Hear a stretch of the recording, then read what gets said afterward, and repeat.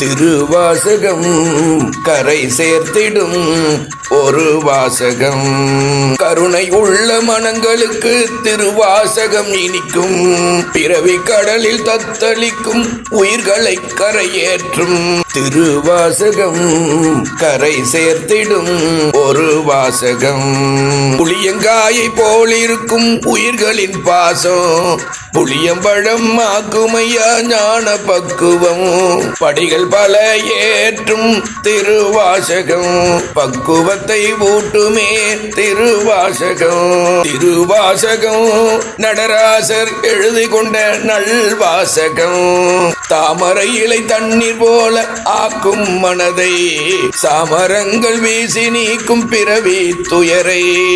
அன்பு வாசகம் அருள் வாசகம் பேரின்ப வாசகம் திருவாசகம்.